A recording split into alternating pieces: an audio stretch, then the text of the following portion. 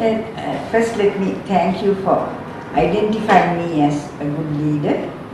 And a good leader means whether it's a man, it doesn't matter whether it's a man or a woman, but a leadership qualities can be either in the men or in the women. But the main thing is it's very important to identify what leadership qualities are. Right? Now, in my case, as I would like to first tell you that because I was the first woman banker in Sri Lanka and the first woman general manager of the leading bank in Sri Lanka, that is the Bank of Ceylon, so many people relied on me to write my memoirs as a legacy for the younger generations who would aspire to become leaders in the future. Not necessarily only women, but even the men can get some ideas and principles of leadership. So that is why last year I got my biography written by a lady girl called Michelle Gunawardena, and it was titled What Glass Ceiling, and it was released I think last September, and now it is available to people like you all to read the book and understand what my life was all about. And I was also very particular that the proceeds of this book should be used for a good purpose, not that I wanted to make money or something like that. So I spent a lot of money to write the book, because for one thing I had to pay the writer, I had to pay the publisher and so on. So whatever I'm collecting now, I'm donating to the Alzheimer's Foundation, because my husband was a victim of Alzheimer and he died of Alzheimer about 8 years ago. So the proceeds are going towards the Alzheimer Foundation, which is doing a lot of work to help those who are suffering from dementia and Alzheimer and all that, and for the with a lot of guidance for the caregivers who have to look after these people who suffer from this disease. So I think the book gives it all, but I will sort of summarize it for you all. As I said, I was born to a normal middle class family. My father was government servant, my mother was a housewife. We were a family of 7, and there was nothing very special about our family in that sense. We were like any other family. My father, being a government servant, he was in the medical profession, he was a doctor. So he used to get transferred from place to place, and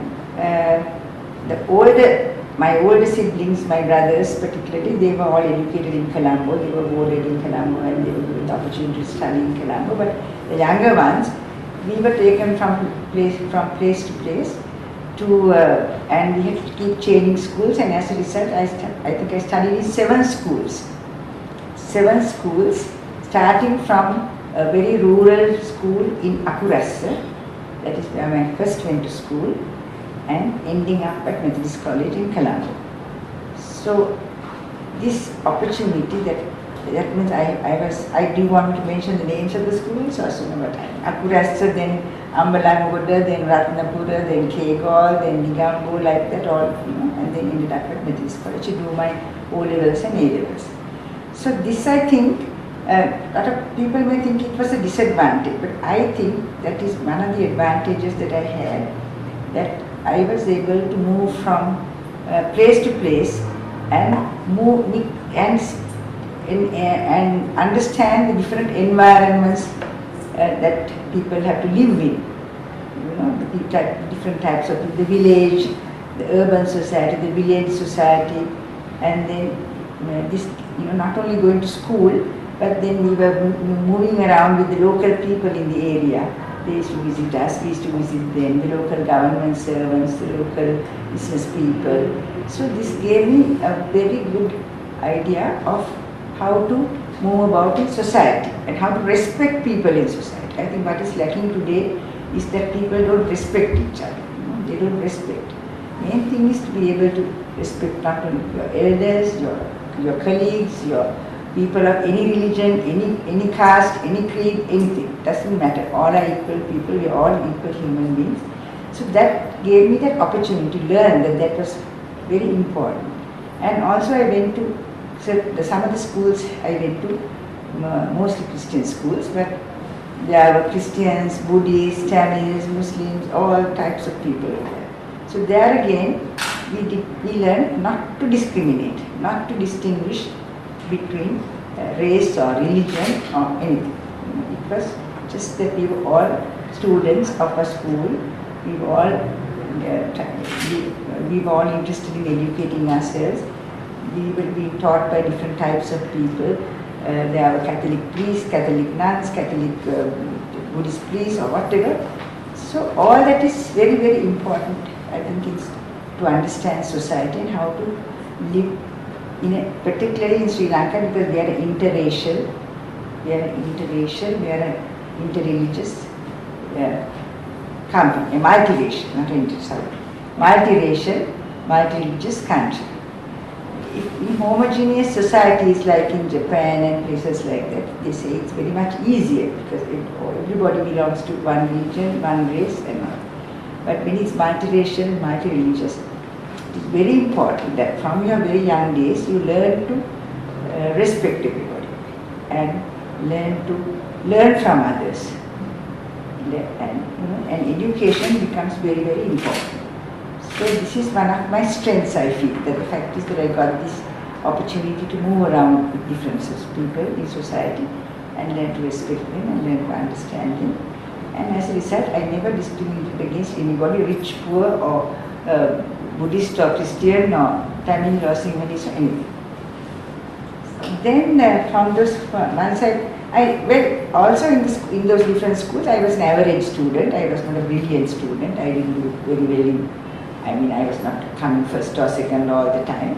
And in those days, that was not important.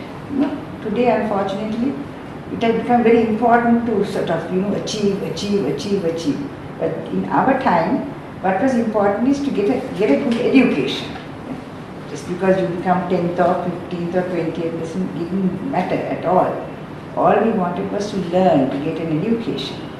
And I think that is today also that is lacking, and that's why we have all these issues about people, this ragging and in the university, all these various problems. Everybody wants to achieve, and then they become very, angry, vicious. They can become. It can become very traumatic for people when you have that type of attitude to life. So we wanted. Now I was brought up in a background where education was important. So we wanted to learn, we wanted to study, and we did that.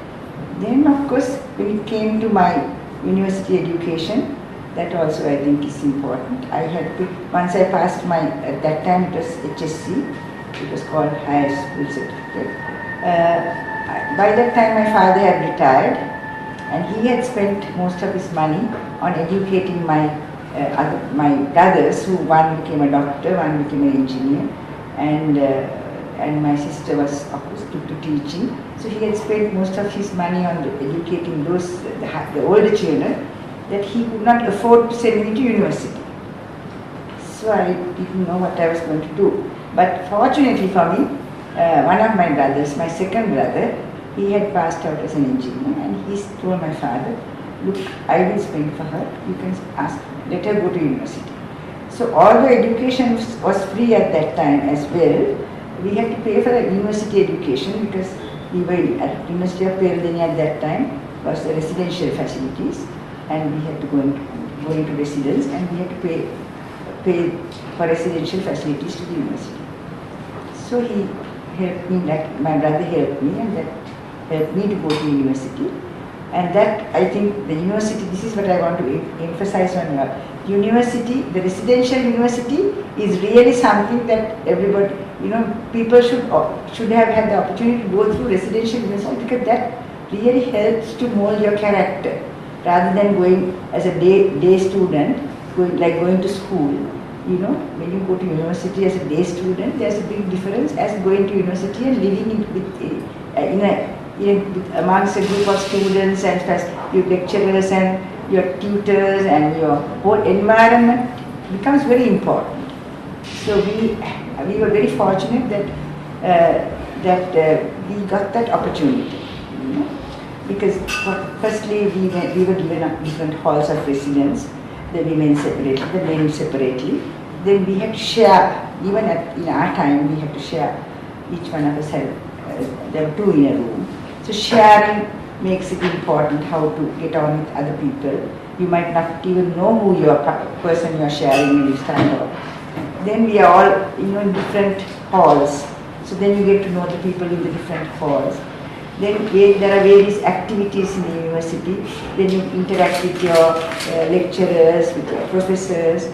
Either in the hall, you organize hall activities. Then there is the union, students' union, they organize activities. The different faculties organize activities. So because we are living in the universities, you get involved and you get involved in the organization, you get involved getting to know people. So that those are facts that I think very unfortunately you all don't have today. You know, these are the things that we need. Then ragging, I must emphasize this, something I'm very, very upset about this so-called ragging that's going on in the universities today. We really don't know what's happening, but what we hear is that it is an absolutely vicious, most terrible type of things are being done to students in the name of ragging. In our time, now ragging, the importance of ragging, why did they talk about ragging? That ragging was introduced from, as I know, to give an opportunity for the seniors to get to know the juniors who come into the university. That is the objective of ragging.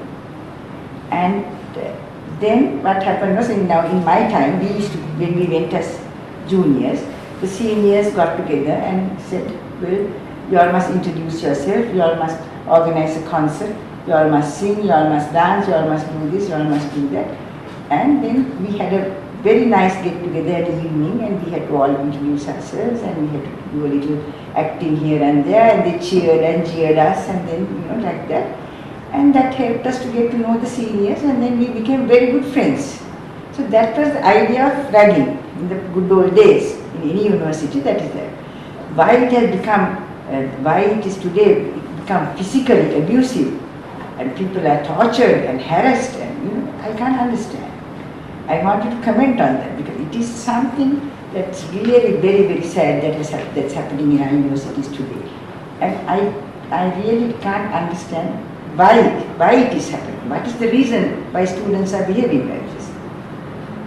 You know, I would really, somebody has to do a study, some psychological aspects and other aspects to find out what is that is causing this behavior, and, you know, antisocial, virtually anti-human type of behavior. That is something that we can't understand. Anyway, my university career, of course, I think I was, and that's the best years of my life in Peradeniya. We had very good environment to study, to work, to get to know people, and then we had very good professors, very dedicated, and and we were so motivated.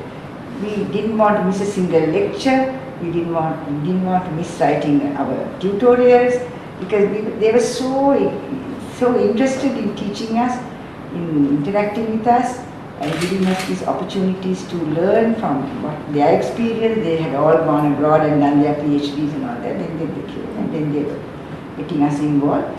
So I was the president of the Hall of Presidents. I was a member of the Students' Council, and we took part in various other activities. And then I passed out. I did history, philosophy, and economics. History, economics, and philosophy. Got a second class in the finals, and that was, I think, education for life skills. University education is an education for life skills, it's knowledge, not only knowledge.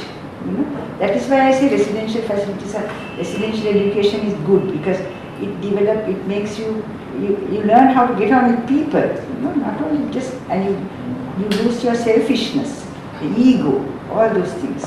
You learn to interact, live with others, help others. We always have to, be able to move around, run around and help people who are falling sick, who have various problems, who are, That's how we all live together. We really lived in that environment, and that's very, very important. To go to the bank, when I was called for the interview, I went. I had 2 interviews, one first by the management level, and finally, secondly by the board of directors. And the board of directors, one question the then chairman asked me. The then chairman was one of the most respected lawyers in this country, Mr. H.V. Pereira. He was a famous lawyer. He was the chairman of the bank, and he was also there at the board. He looked at me and he said, you know, Mrs. Nanayakkara, we have trade unions and they constantly go on strike. How will you come to work if there's a strike? I said, yes, I will. That was one of the questions I always remember. That was a simple question. Yeah, I said, yes, I will. And that was it. And then I was recruited, and that was as the first woman to the manager, to the executive level, to the staff level. And I was given, of course, the first they asked me to work in the personal division because they thought a woman will be suitable for personal management and nothing more, not in the banking managers. And I said, look, I came to do banking and not to do personal management. Can you please give me an opportunity to move into the banking area? So I said, okay, and then they put me on there. And after that, so thereafter so many women were recruited after me, and the women also became a man or woman, either way, right? If you're always waiting for someone else to do what you want to do without you are doing it, and you're finding fault with others, you're saying, they are not telling me, they are not giving me, they are not doing this, I think that won't take you anywhere. You have to assert yourself. If you feel there's an injustice being done to you, you have to fight for it.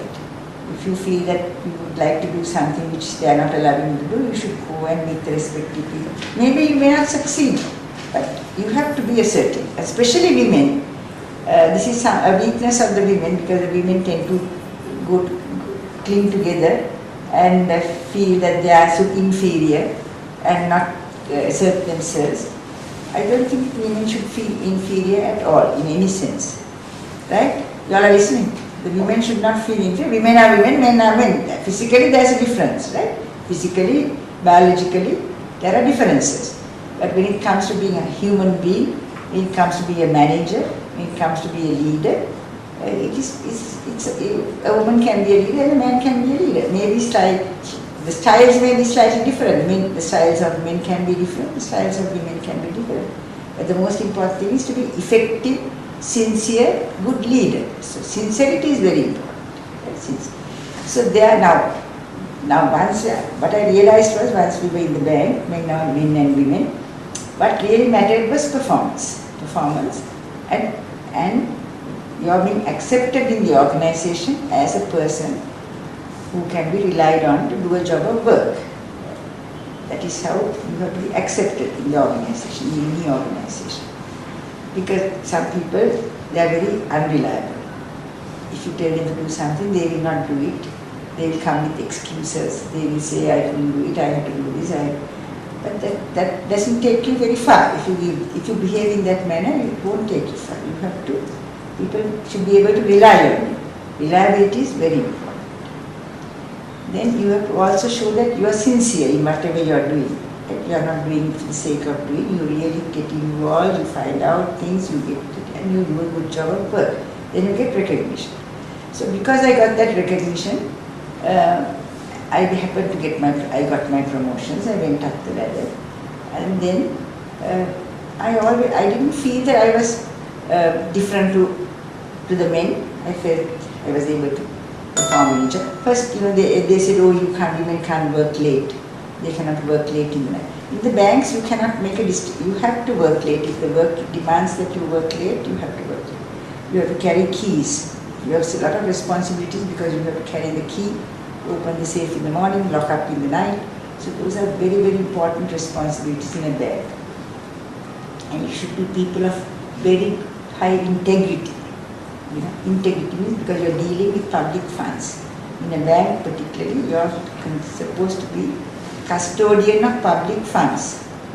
Custodian of public funds. Not only the shareholders of the banks who put in money, we really do business with public money. We take deposits from the public and then use that money to lend and make money.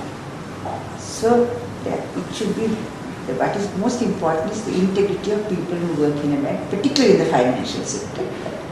It's important for any sector, I would say, honesty and integrity. And it is not only that you must feel this, you must get people to accept you as a person who can be relied on, as a person who is honest, who is integrity, who is sincere, all these things. And so with this, these are some of the things that happened in my career. When I reached, of course, I was very fortunate that I got some opportunities which most people may not get, I must say.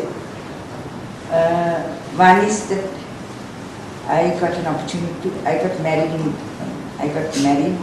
in London, so I got an opportunity to take no pay leave and work in a British bank at that time. I worked for 6 months in a British bank. Then subsequently again, my husband went abroad to Brussels, and again I managed to get no pay leave on the government directive, and I worked in a bank in Belgium, in Brussels. So I had foreign training, which also helped me to understand the global environment and what you call not only the high standards that they maintain, work ethics, all those things are important. So those are things that I was able to learn by working in all these other organizations. Then, of course, I got another opportunity when I was selected as I was invited to visit the United States of America on a program called the International Visitor Program. Every year they have a program which they call International Visitor Program, where they identify prospective leaders, future leaders, and they give them an opportunity to go to the United States at the expense of the United States government and pursue whatever your interests are and get an opportunity to learn from those institutions how they function and how we can improve ourselves here. Those days they were long programs. I had a month, one full month, and even the president, apparently after I went, that the president had gone the next year, I think, President Rajapaksa. But now there are so many, certain time, it's slightly different, but at that time 1 month, before that apparently it was even longer. So I went from Washington to Hawaii, I traveled right across the United States, and I was given the opportunity. They asked me what I would like to do. I said I would like to go to different types of banks in the United States. So I got this opportunity to visit different types of banks, the corporate banks, the retail banks, the agricultural banks, the regional banks. There are different types of banks in that country. So there are different types of the United States government paid for the whole trip, and I got this tremendous opportunity, which again broadened my horizons, broadened my views. It's not only education, you have to develop yourself as an overall person, as a person, understanding all the time your environment and what goes on in society and how you can also interact and contribute, really. A leader has to lead and lead, help develop people, share their experiences, be an example to them, motivate others. So many things a leader has to do. Leader is not just sitting on a chair and exercising power. I always say it's not power. Right? It is how you act and how you interact with others that will make you the leader. They say there's a saying that it's not the position per se does not give you power. Just because you are the general manager of the bank or CEO of the bank, ultimately if you don't show your leadership qualities, they will not respect you. They won't respect you. That attitude they will use. But if you really show that you care and you have a very, very open door policy where people can talk to you, approach you anytime, you're simple, you're honest, humble, all that is important to you. So then of course once I got all these opportunities and I became the general manager. At that time it was a big issue. When I was when there was a vacancy, the general manager, previous general manager retired, and they had to select the next person, and I was one of the seniors there. So there had been a debate, can a woman head this bank? Even 50 years ago they thought like that. Can a woman head this bank with a lot of trade union activity, lots of people. The unions were very powerful. And the competition and so many other banks and all the bankers were always thought as very special, high-powered people. So, and there was lots of people who were trying to say, no, women cannot manage, a woman won't be able to manage a place like this and this.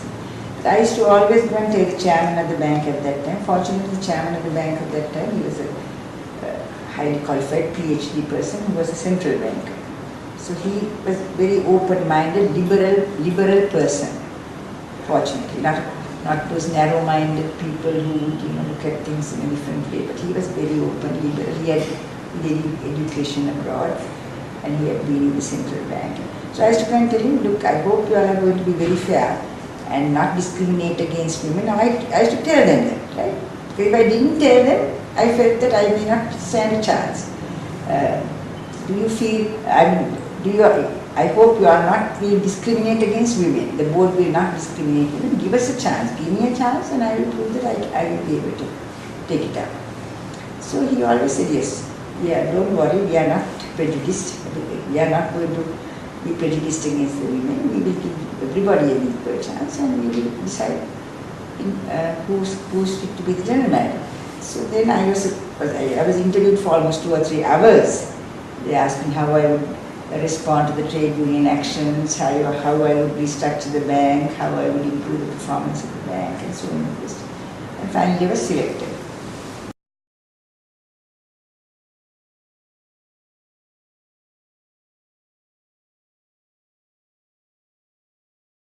I know, but this is what I am saying. At that time I did not have that, I really did not have a dream as such.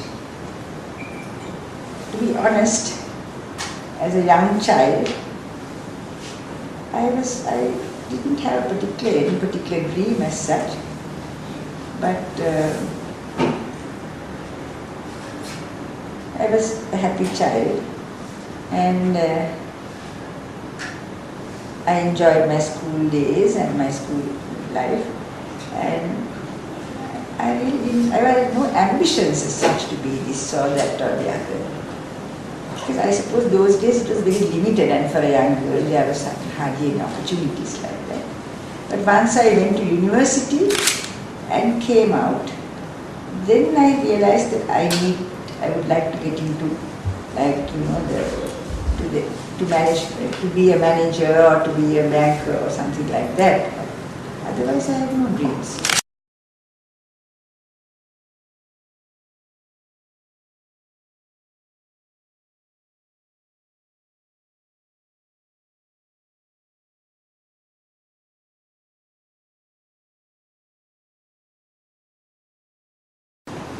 I don't know what they say that the leaders are born or leaders are made.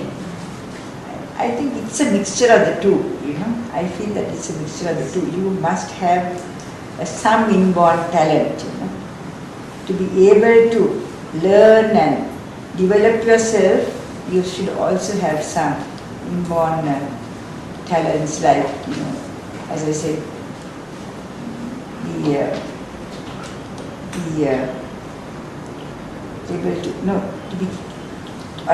to be keen about learning, about understanding society, what is going around and what is going on around your own country or anywhere else. That what we call anxiety to learn, to be able to do things, to excel, to get recognition. So those are some talents that you have. But then you have to develop those talents as you go along, make use of every opportunity you get to develop those talents. You have to it is your own self that you have to develop those talents, and then you can become the leader.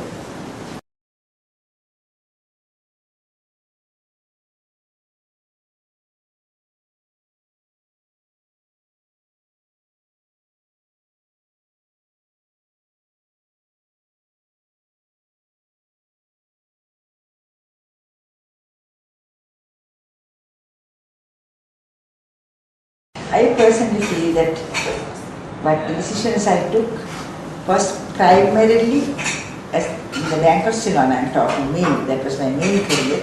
Thereafter I have been in other places as well. I was a director general manager in Ceylon Bank, and then of course I chairperson. These are non-executive functions here. But I sincerely believe that what I did for the Bank of Ceylon, the decisions I took during the 7.5 years I was general manager, really appreciated what I did. In fact, even today, wherever I go in this country, Madam the Bank of Ceylon general manager, Rohini Nanayakkara, even the policeman on the road, he still, when they mention my name, they recognize me, because everybody knew that I had done so much for the bank, and even you can speak to any of the employees, the best years of the bank, they said, I can show you that. Can you give me that photograph there? So, yes, it's there in the book. Right? Farewell, fair lady. Not because I was fair, because I was fair by everybody. Right? So this is something that the Bank of Ceylon, only time they gave a farewell message to a general manager was when I left. And there they said these were the golden years of the bank, because they realized that I put the bank above everything else. I put the bank as above everything else. I had a vision for the bank, I had a mission for the bank, and all I wanted to see that it was the #1 bank in Sri Lanka. And everything I did was to achieve that. So if you read that, they have called that the golden years of the Bank of Ceylon, and they have said clarity, because particularly the trade, I had a trade union. Our trade unions came and told me at some stage they had to go to the Deputy General Manager, Human Resource. That was that division that dealt with trade unions, disciplinary matters, all this. They came and told me, Madam, don't ask us to go to the Human Resource Division. We can't give you those people, they won't give us decisions, we want to deal with you. I said, okay, you are free to come anytime and talk to me, solve any problem. They used to be outside my door half the time, and I had to see them. Any small problem, they came running. Then I had to give a solution.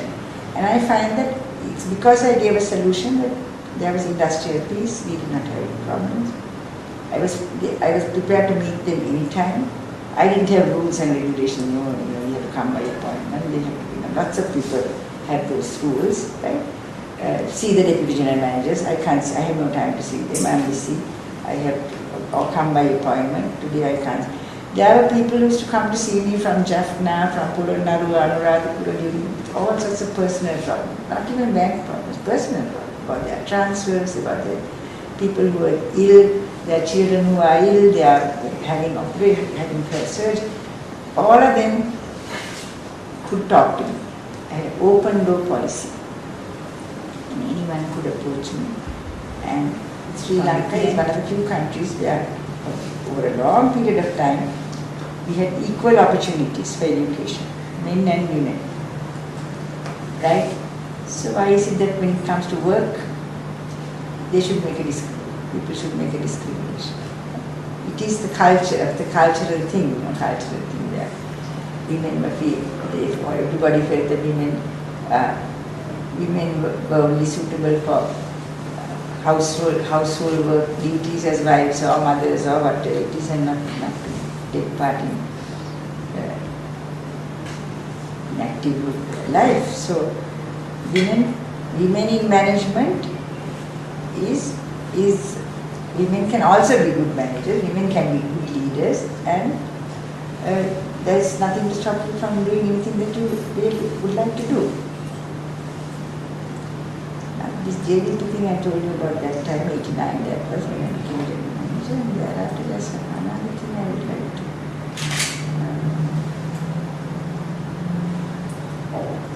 No, as I told you, what drove me in the bank at that time as general manager was that we wanted to be the number one bank.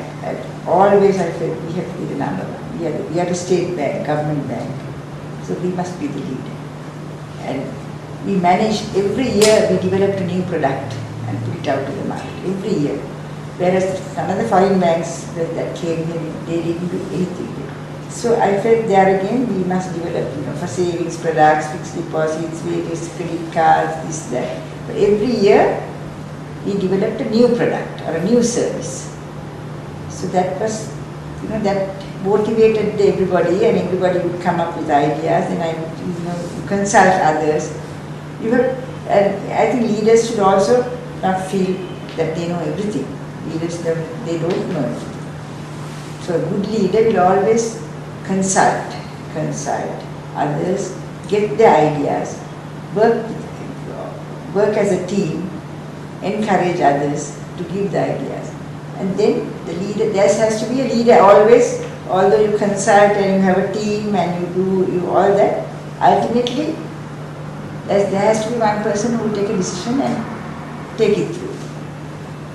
Now, for even in organizations, we have committees, corporate management committees, this committee, that committee, credit committee, human resource committee, that committee. So we all sit around, we discuss, ultimately somebody has to take the decision, right, this is what we will do. And then see that it is done. If it's not done, you don't get credibility in the organization. You have to earn your credibility. A leader has to earn it by the way, as I said, by the way you act, the conduct, caring, sharing mentality. There should be a caring, sharing mentality in whatever you do. It's not only that you enjoy power, you sit and say, well, I am so and so, and I, everybody must come and respect me and play up to me and say, yes sir, no sir, and agree with me. No, that's not the leader.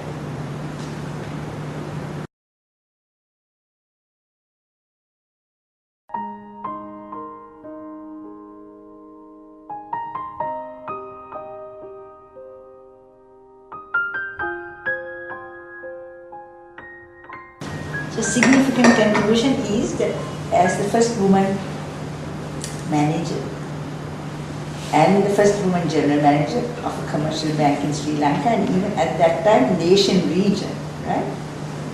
I feel I have contributed to the acceptance of women as equal partners in society. Women as equal partners. I always say they are equal partners in society. So by achieving that position as the first woman manager, first woman general manager of a bank, I was able to establish that women can be equal partners in society and become leaders in their own right, which I have done. And as a result, I feel that I have shown the way to the younger generations. And this book was brought out purely to show the way.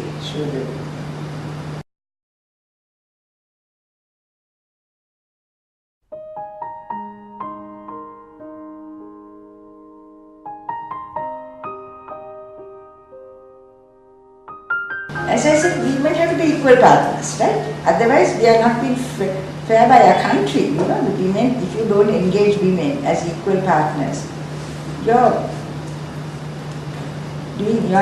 not doing justice to society, because women have a role to play. Men have a role to play. Women have a role. So women have a harder role to play because women have to play the role of wife and mother, right? Man has to only play the role of the husband or whatever, and he has to be employed. He's in employment. It's assumed that a man will always be in employment, and of course he can be the husband of somebody. But the role of a woman is much more. A family role is very important, but then the woman has to learn to manage the family role with her role in society. So she can contribute in various ways. Now see, whatever it is, the tea pluckers are 90% are women. Garment manufacturing, 80% are women. Then domestic workers that are going to this Middle Eastern, about 80% are women. So it's women are contributing playing a huge unrecognized role in society today, bringing in so much of foreign exchange. Women are bringing in so much of foreign exchange. So they are not getting that recognition, you know. So now we've raised their levels and get them to contribute more and more in various other ways in communities. So that way, it will be a benefit to the economy of this country. Really, the more you empower them, the more you develop them, the more you give them opportunities, it will help our economy.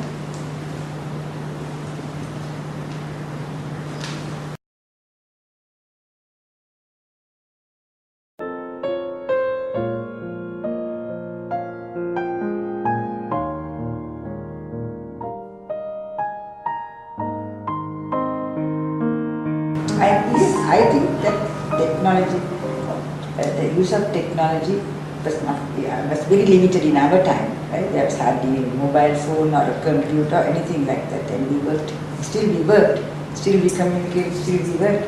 But today, it is helping everybody. Technology is a real asset to everyone to manage their affairs much more efficiently, much more effectively. You can, than what it was before.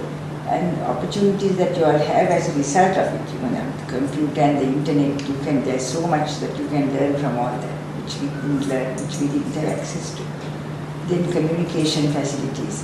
And technology is a real asset today in the modern world, and particularly in a global environment that we are today working in. We are working in, and we are a part of a global society. We can't think that we are only Sri Lankan here. We have become a part of the global society. What is important is mostly foreign. You talk about trade. Trade is important. Investment is important, and all that has become global. The whole we have connected through technology. So it has become a very important part of life.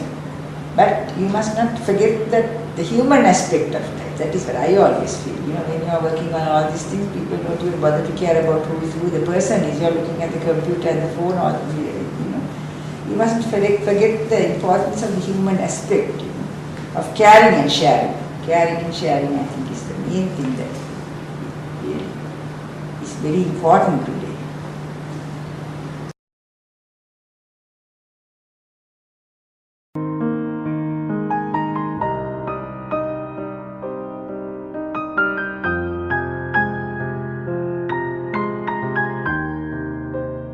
Very much so.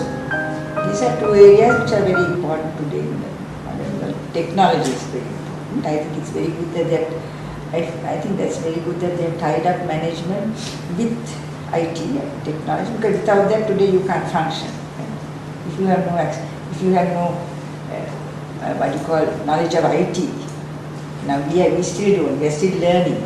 But if you don't have that opportunity to learn, and if you are not tech savvy, it will be very difficult for you to operate in today's modern environment. So management and IT together is a very good combination, which you all can really make use of in your future careers. That will be great much help.